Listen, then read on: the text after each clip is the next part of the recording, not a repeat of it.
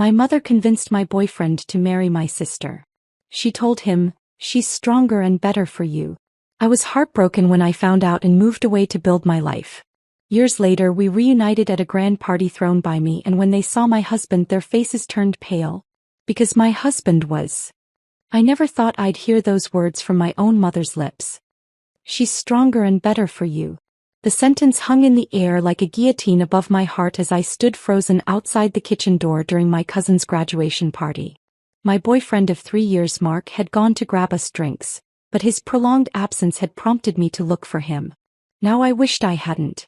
Audrey is sweet, but let's be honest. My Elizabeth has always been the achiever. The one with real potential. My mother's voice was casual, as if discussing nothing more important than a recipe.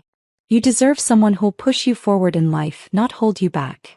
I peered through the crack in the door, watching Mark's expression shift from uncomfortable surprise to something more contemplative. He didn't defend me. Didn't laugh it off.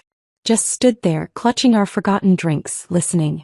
"I've always thought you two had more chemistry anyway," my mother continued, patting his arm with maternal affection that twisted my stomach into knots. "Elizabeth has been watching you for years. She's just waiting for her chance." "I don't know, Mrs. Davis." Mark's hesitation felt like betrayal already. "Audrey and I have been together for a long time. And what do you have to show for it?" She raised an eyebrow. "Elizabeth just made junior partner at her law firm. What's Audrey doing with that art degree of hers? Making coffee and sketching portraits nobody buys." The cruel assessment of my struggling art career stung, but it was Mark's thoughtful nod that truly crushed me. I backed away silently, somehow maintaining composure through the remainder of the party while a storm brewed inside me. I should have confronted them immediately. Should have ended things that night. Instead, I smiled and pretended I hadn't heard a word. That was my first mistake. The changes were subtle at first. Mark began mentioning Elizabeth in casual conversation, how impressive her recent case victory was, how her fitness regimen was really showing results. Each comment felt like a small paper cut. Painful but not enough to acknowledge. Then came the cancelled dates. The late nights at work. The sudden interest in legal documentaries that Elizabeth had recommended. Once I found texts between them discussing lunch plans that had never been mentioned to me. When confronted, Mark dismissed it as innocent. They'd bumped into each other downtown. "She's your sister, Audrey. It would be weird if we didn't get along," he explained with annoying reasonableness that made me question my own sanity. Was I being paranoid? Oversensitive? I began to dread family dinners, watching their interactions with wounded eyes while they exchanged private smiles across the table. My best friend Jamie noticed before I would admit it to myself. "Something's different with him," she observed after Mark left another dinner early, claiming work stress. "He doesn't look at you the same way anymore." "We're just going through a rough patch," I insisted, ignoring the painful truth swelling in my chest. "Everyone does." The moment of undeniable truth came 3 months after that kitchen conversation. I had stopped by Mark's apartment unannounced, hoping to surprise him with concert tickets for a band he loved. I still had a key. We'd been talking about moving in together before everything changed. The apartment was quiet when I entered, but a trail of clothing led to the bedroom. My sister's designer blouse lay crumpled on the hallway floor. The bedroom door wasn't fully closed. The sounds coming from within confirmed what I already knew before I pushed it open. Elizabeth's long dark hair spilled across Mark's chest as they lay tangled in his sheets, completely unaware of my presence until I dropped the concert tickets. They scattered across the floor like confetti for a celebration I wasn't invited to. "Audrey." Mark scrambled to cover himself while Elizabeth simply stared, more annoyed than ashamed at the interruption. "This isn't." "Don't." My voice sounded foreign to my own ears. "Don't say it isn't what it looks like. I'm not an idiot." Elizabeth sat up slowly, making no attempt to cover herself. "You are going to find out eventually. Maybe this is for the best." Their calm acceptance was more devastating than any hysterical apology could have been. This wasn't a moment of weakness. This was the culmination of a deliberate plan. "How long?" I asked, though the answer hardly mattered. 2 months officially, Mark admitted, unable to meet my eyes. "But we've been talking for longer. Since Mom had her little chat with you," I finished for him. Their surprised expressions confirmed I'd known more than they realized. I left without screaming or throwing things, though I wanted to. The rage would come later. That night I simply felt hollow, scrubbed raw from the inside out. When I confronted my mother the next day, her lack of remorse was the final devastation. We stood in her immaculate kitchen, the same room where she'd planted the seeds of my relationship's destruction. "Don't be so dramatic, Audrey. Relationships end all the time," she said, arranging flowers as if we were discussing nothing more significant than the weather. "Elizabeth and Mark make more sense together. You must see that. Why would you do this to me?" My voice cracked. "Your own daughter?" She sighed, finally looking up from her flowers. "Because Elizabeth has always worked harder, aimed higher. She deserves a partner who matches her ambition." He touched my cheek with cool fingers. "You were always the soft one. The dreamer. You'll find someone better suited to your temperament." In that moment I understood that my mother had never seen me clearly, had never valued what made me who I was. In her eyes I would always be the lesser daughter, the disappointment who chose art over law, passion over pragmatism. "You're wrong about me," I whispered. "You always have been." I spent that night packing everything I could fit into my car. My small apartment was mostly furnished with second-hand pieces, nothing I couldn't leave behind. Jamie helped me, offering her couch until I figured out my next move, but I had already decided. I needed more than a new apartment. I needed a new city, a fresh start where every street corner didn't hold memories of Mark or reminders of my sister's betrayal. "Are you sure about this?" Jamie asked as I loaded the last box. "Running away won't fix anything." "I'm not running away," I corrected her, feeling a strange calm settle over me. "I'm moving forward." The next morning I left a short note for my mother, sister, and Mark. It didn't contain forgiveness or dramatic accusations, just 3 words: "Watch me thrive." With my art portfolio, savings that would last 2 months if I was careful, and a determination born from heartbreak, I pointed my car toward Chicago. A city where nobody knew my name or the story of how easily I'd been replaced. Chicago welcomed me with a torrential downpour. How fitting, I thought, as my windshield wipers struggled against the deluge. My GPS directed me to a motel on the city's outskirts, the only accommodation my dwindling funds could sustain while I searched for something permanent. The motel room smelled faintly of cigarettes and cheap air freshener. I sat on the edge of the bed, surrounded by my hastily packed belongings, and allowed myself 5 minutes to cry. Just 5 minutes of weakness before the real work began. When my alarm chimed, I wiped my face, opened my laptop, and began hunting for apartments and jobs with equal desperation. 3 days and 12 apartment viewings later, I signed a lease for a studio in Uptown. "A neighborhood with character," my realtor had said optimistically. What she meant was that the building was old, the elevator frequently out of service, and my neighbors a colorful assortment of students, immigrants, and night shift workers. The rent consumed nearly 2/3 of what remained in my savings, starting the invisible countdown clock on my Chicago experiment. "You have 30 days, I told my reflection as I pinned job listings to my refrigerator with magnets shaped like tiny pizza slices, the only decorative touch in my sparse new home. "Find work or admit defeat." 28 days later, after a string of rejections and unanswered applications, I walked into Meridian Investment Group for my final scheduled interview. The receptionist directed me to a seating area where another candidate sat reviewing notes, her designer suit making my carefully pressed department store dress feel suddenly inadequate. "Miss Davis." A woman with a sleek bob and frameless glasses appeared. "I'm Carol from HR. I'm afraid there's been a change." My heart sank as she continued. "The administrative position has been filled internally, but Mr. Harrington wondered if you'd be interested in interviewing for a different role, executive assistant to one of our junior associates." I followed her through a maze of cubicles and glass-walled offices, finally arriving at a corner workspace where a man sat surrounded by stacks of reports and takeout containers. He looked up, revealing tired eyes and a day-old stubble that somehow enhanced rather than detracted from his professional appearance. "Patrick Reynolds," he introduced himself, standing to shake my hand. "Sorry about the mess. Annual reports are due and my last assistant quit without notice." "Audrey Davis," I replied, surprised by his firm handshake and direct gaze. "I'm flexible about job descriptions as long as they come with a paycheck." A smile flickered across his face. "Honest." I appreciate that. He gestured to the chair across from him. Tell me why an art major from. He glanced at my resume.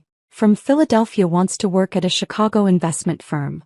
I could have crafted a diplomatic answer about career changes and financial security. Instead, I heard myself say, because starting over sometimes requires burning the map of your old life and drawing a new one.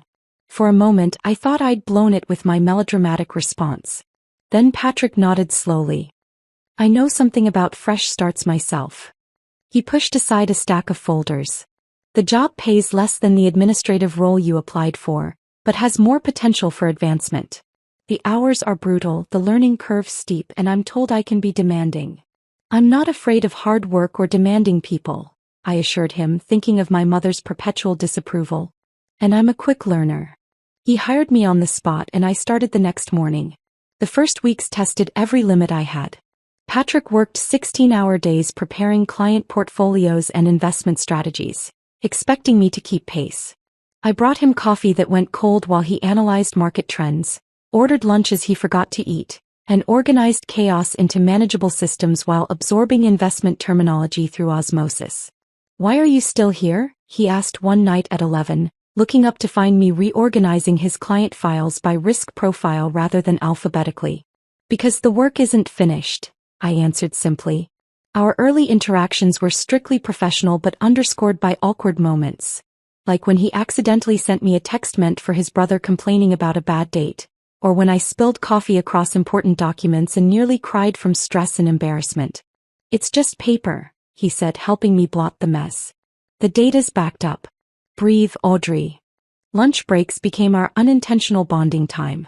Patrick insisted I leave the office, dragging me to food trucks or hole-in-the-wall restaurants where we'd discuss everything except work, from his passion for classic motorcycles to my abandoned art. I kept my past vague, but he never pressed for details I wasn't ready to share. You're a mystery, Davis, he commented once over Vietnamese sandwiches. Most people love talking about themselves. Most people have stories worth sharing, I deflected. As months passed, our professional rhythm improved while our personal rapport deepened. Patrick began seeking my input on client presentations. I started anticipating his needs before he voiced them. Late nights evolved from stressed silence to companionable collaboration, occasionally punctuated by surprisingly personal conversations.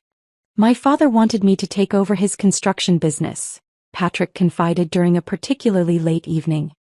He considers finance playing with other people's money. We haven't spoken in 2 years. My mother always preferred my sister. I offered in return my first mention of family. Nothing I did was ever quite good enough. He didn't offer platitudes or judgments, just understanding silence that felt more healing than any words could have been. 6 months into my Chicago reinvention, Patrick asked me to join him for dinner at an actual restaurant instead of eating takeout at our desks. I assumed it was to celebrate landing a major client. Instead, over dessert, he pushed a business plan across the table. I've been developing this for 3 years, he explained as I skimmed the document. A boutique investment firm focused on sustainable businesses and first-generation entrepreneurs. Clients who are overlooked by traditional firms. I looked up confused. It's impressive, but why show me? Because I'm leaving Meridian next month to launch it. He leaned forward, eyes intense. And I want you to come with me. Not as my assistant but as operations manager. You understand systems, people, and how to make things work in ways I never could. That's insane, I managed, pulse quickening. I barely understand the investment world. You understand more than you think, he countered. And you have something more valuable, integrity and intuition.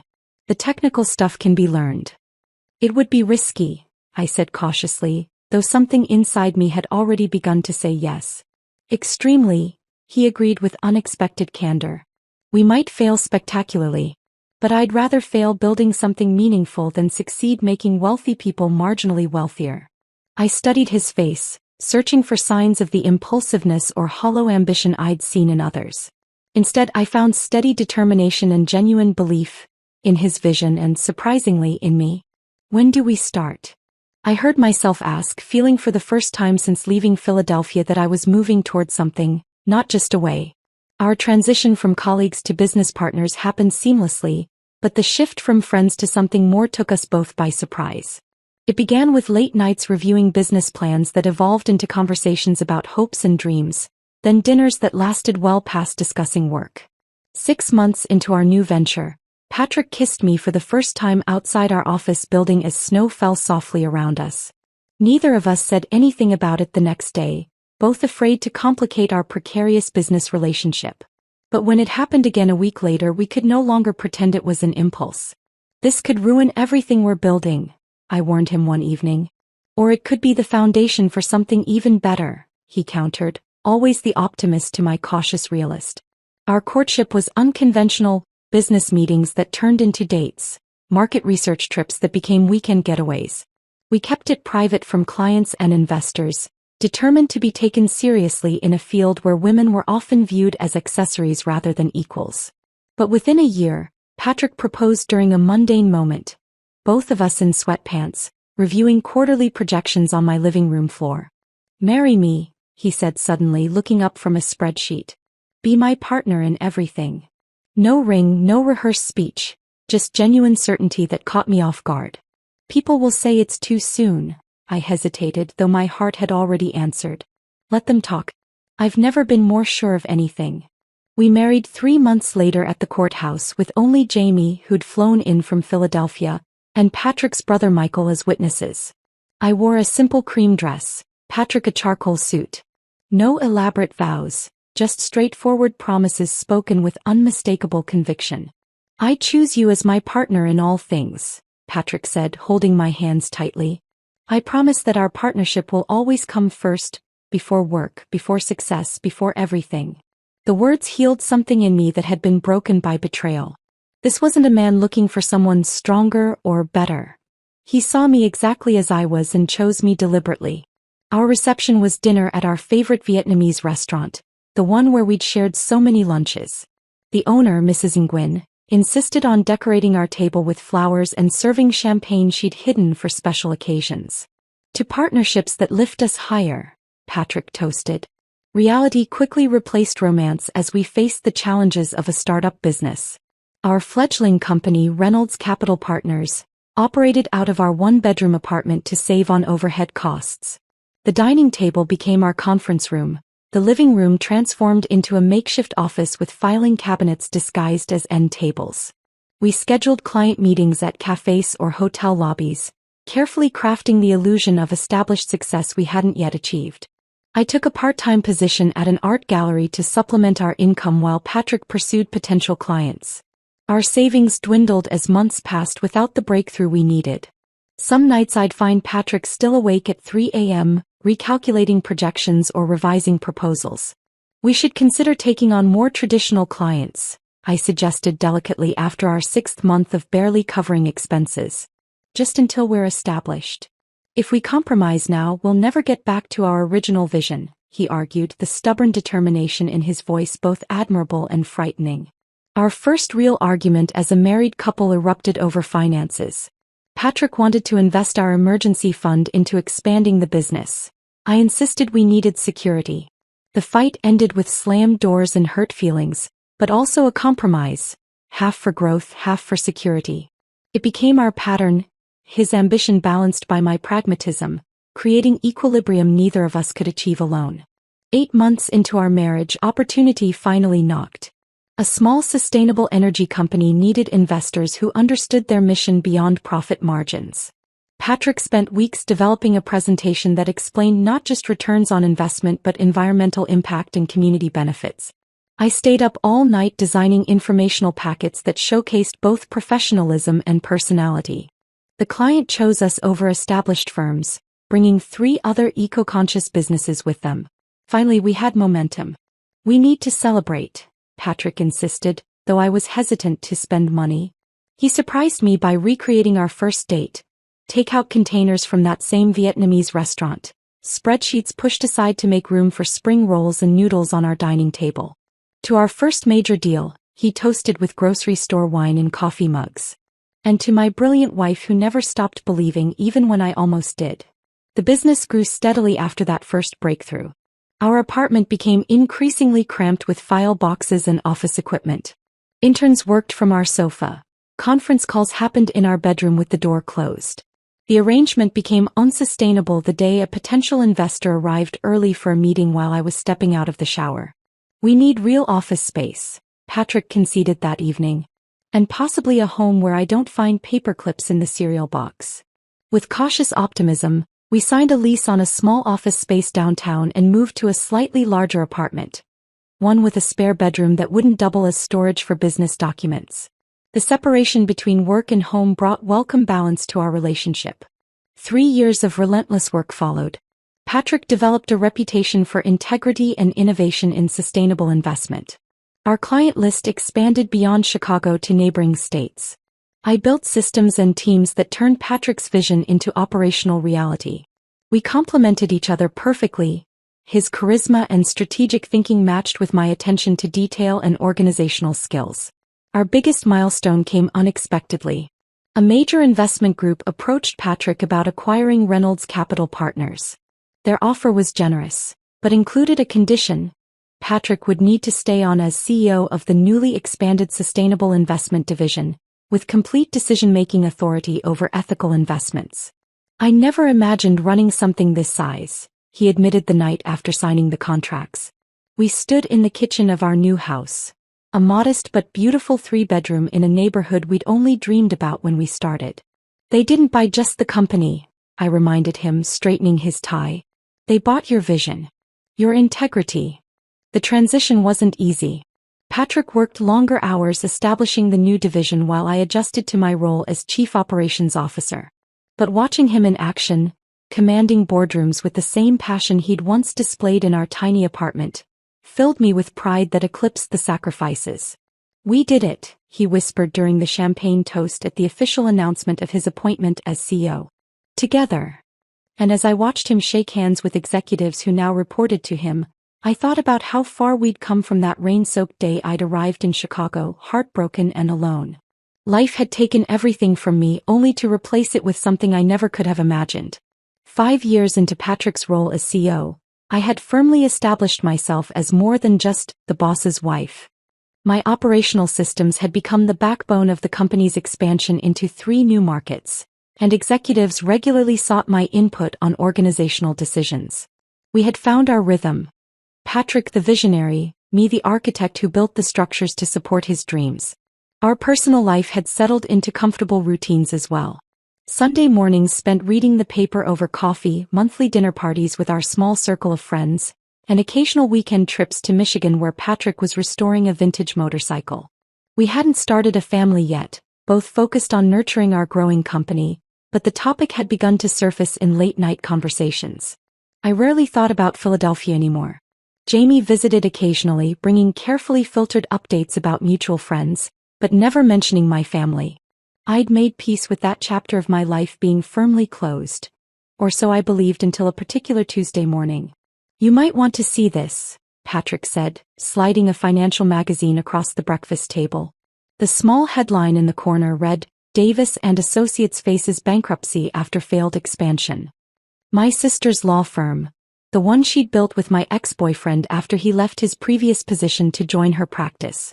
I didn't know you still followed news from Philadelphia, I said, trying to sound casual while my heart raced. I don't. But Meridian Investment Group is on our acquisition shortlist, and your ex works there now. Their legal department outsources to Davis and Associates. Patrick watched me carefully. I wanted you to hear it from me before the office started buzzing about it. The magazine article detailed Elizabeth's failed attempt to expand her firm nationally, resulting in mounting debt and client exodus. Mark had apparently joined Meridian's compliance team after their joint venture collapsed, taking a significant pay cut. The irony wasn't lost on me. The stronger match my mother had engineered now struggling while I sat in my beautiful kitchen beside a successful husband. Does it change your acquisition plans? I asked pragmatically. That depends on you, Patrick replied. Meridian's sustainable energy portfolio aligns perfectly with our growth strategy, but I'll walk away if it makes you uncomfortable. His willingness to sacrifice a smart business move for my emotional comfort exemplified why I'd fallen in love with him. Don't be ridiculous, I said, squeezing his hand. It's just business. 2 weeks later, the acquisition was finalized. Meridian would maintain its brand identity while operating under our corporate umbrella, with Mark remaining in his compliance role, technically now our employee, though several management layers would separate us. We should host a gala, Patrick suggested one evening as we reviewed the quarterly results. Celebrate the acquisition, showcase our expanded sustainable portfolio to investors, and introduce the Meridian team to our corporate culture. The suggestion wasn't unusual. We hosted similar events annually, typically at Chicago's Natural History Museum, where the sustainability theme resonated with our company values. What caught me off guard was Patrick's next comment. I think we should invite Mark Davis and the key players from Philadelphia, including any affiliated legal representatives. Show them our corporate values extend beyond Chicago. My teacup froze halfway to my lips. You want to invite my sister and ex-boyfriend to our corporate gala? Patrick set down his papers. Is that what this is about? I had no idea. The Davis in the legal documents. I never connected it to your sister. His genuine surprise made me realize I'd never shared my full family history with him. Only vague references to a difficult mother and a favored sister. Patrick knew I'd left Philadelphia after a betrayal but didn't know the specifics. I'd compartmentalized so effectively that I'd forgotten he couldn't see the connections I found glaringly obvious. That night, I finally told him everything. My mother's manipulation, Mark's betrayal, Elizabeth's callousness. I expected sympathy, perhaps protective anger on my behalf. What I didn't expect was Patrick's thoughtful silence followed by an unexpected perspective. Maybe it's time they saw who you've become, he said finally. Not for revenge but for closure. You've built an extraordinary life, Audrey. A life that's authentic to who you are, not what anyone else wanted you to be. His words unlocked something inside me, a desire not for retribution but for recognition. Not to hurt them as they'd hurt me, but to stand confidently before them as the woman I'd become despite their dismissal of my worth. We'll invite them, I decided. All of them, Mark, Elizabeth, even my mother. The next weeks were a blur of gala preparations alongside a growing knot of anxiety in my stomach. I channeled my nervous energy into ensuring every detail was perfect, from the sustainable seafood menu to the carbon-neutral transportation for guests. Our event coordinator commented that I'd never been so involved in planning before. As I reviewed the finalized guest list, seeing their names in black and white brought a wave of emotions I thought I'd processed years ago. What would they think seeing me now? Would my mother still view me as the lesser daughter? Would Mark regret his choice? The questions circled like vultures despite my attempts to dismiss them. Having second thoughts? Patrick asked, finding me staring at the invitation mock-ups late one night. Not about inviting them, I clarified. Just wondering if I'm doing this for the right reasons. Am I still seeking their approval after all these years? Patrick sat beside me, taking my hands in his. Only you can answer that. But from where I stand, you stopped needing anyone's approval the day you drove into Chicago with nothing but determination and talent. He kissed my forehead. Whatever your reasons, I'll be right beside you. His steady confidence bolstered mine. The next morning, I approved the final invitation list without hesitation. The RSVPs arrived gradually: business associates, investors, Meridian employees. Then came the response from Philadelphia. Mark would attend as Meridian's compliance officer. Elizabeth would accompany him as his wife. And most surprisingly, my mother accepted with a brief note indicating she was looking forward to reconnecting after all these years. The formal invitations were mailed 3 weeks before the event, elegant cards featuring recycled paper and soy-based ink that reflected our company's values. For my family's invitations, I included a personal note. Looking forward to showing you the life I've built. Audrey Reynolds. As the gala approached, my wardrobe became an unexpected source of anxiety. The perfect dress became symbolic. It needed to project confidence without obvious attempt to impress. After countless shopping trips, I found it, a sophisticated emerald gown that complemented my eyes and projected elegant authority. Ready to face your past? Patrick asked the night before the gala, finding me rehearsing imaginary conversations in front of our bedroom mirror. Ready to showcase my present, I corrected, suddenly certain of my purpose. This wasn't about proving my worth to people who had underestimated me. It was about honoring the journey that had led me to a life more fulfilling than anything I could have imagined when I fled Philadelphia. The Natural History Museum transformed beautifully for our gala, with sustainable lighting casting a warm glow across the grand hall.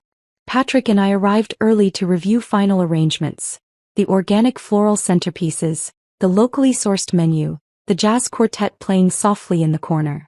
Everything perfect, everything a reflection of the values that had built our success. Nervous? Patrick asked, adjusting his bow tie as we watched staff add finishing touches.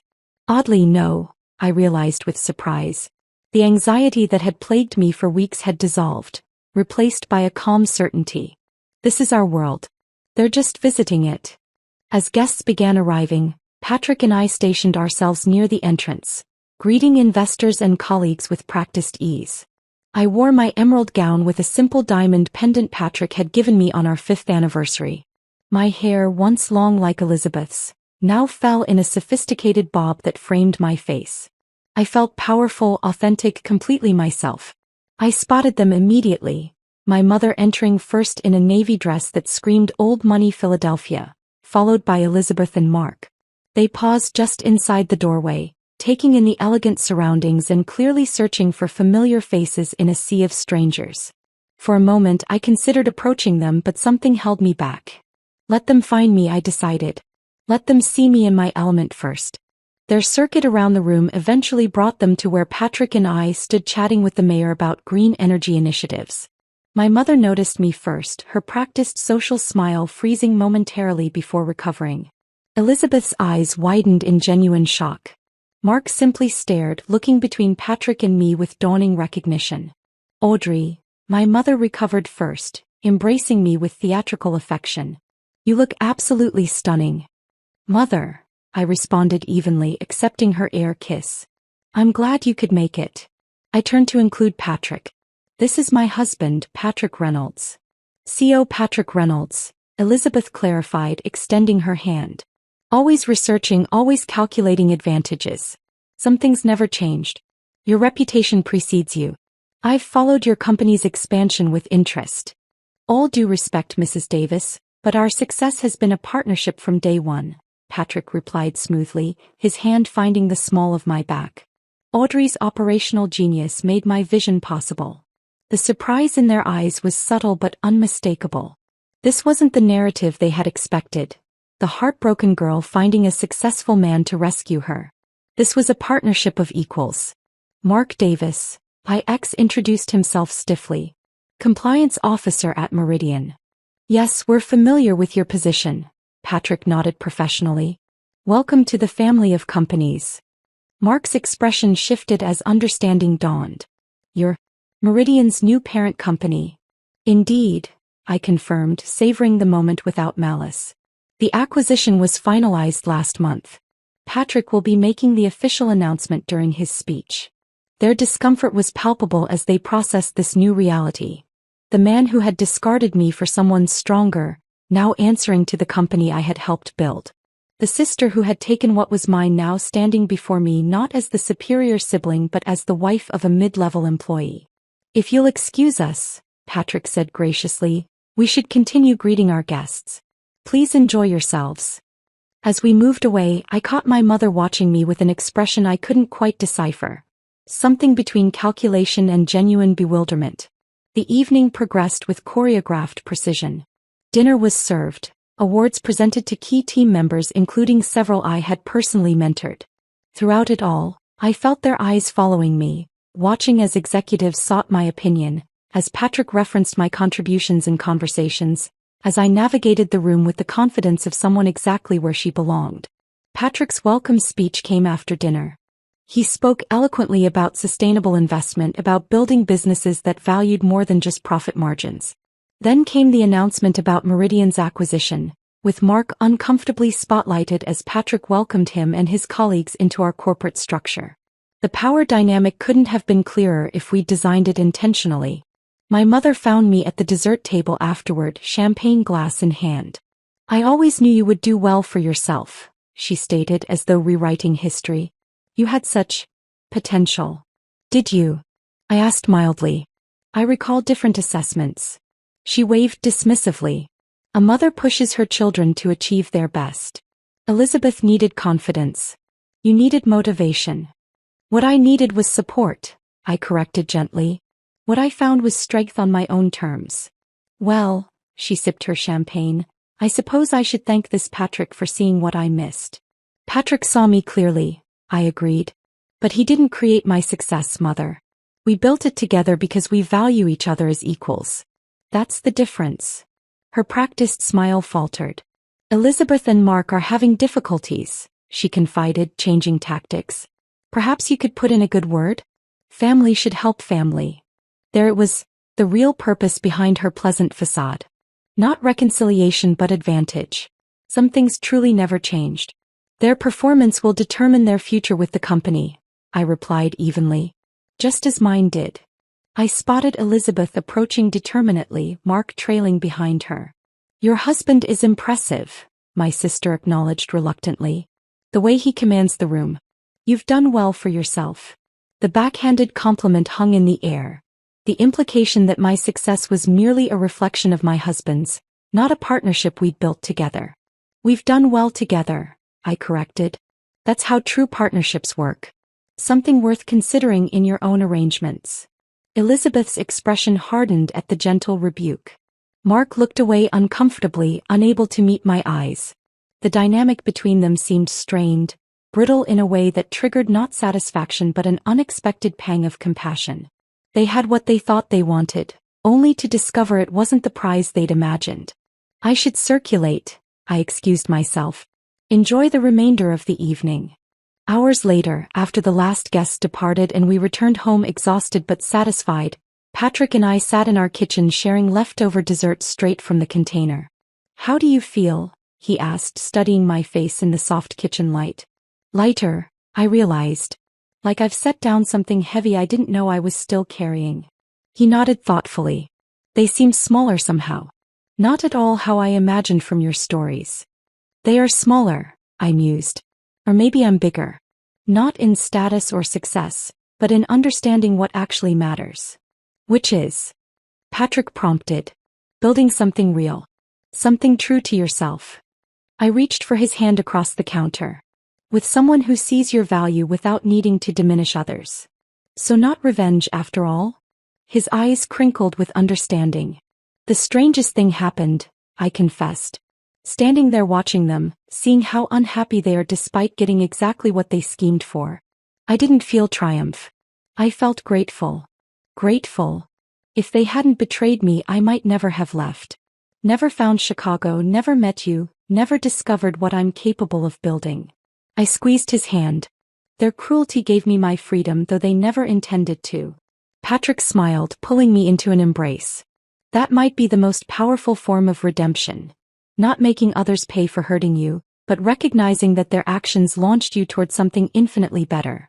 As we climbed the stairs to bed, exhausted but content, I realized the night had given me something I hadn't known I needed. Not the satisfaction of showing them what they'd lost, but the peace of finally, completely letting them go.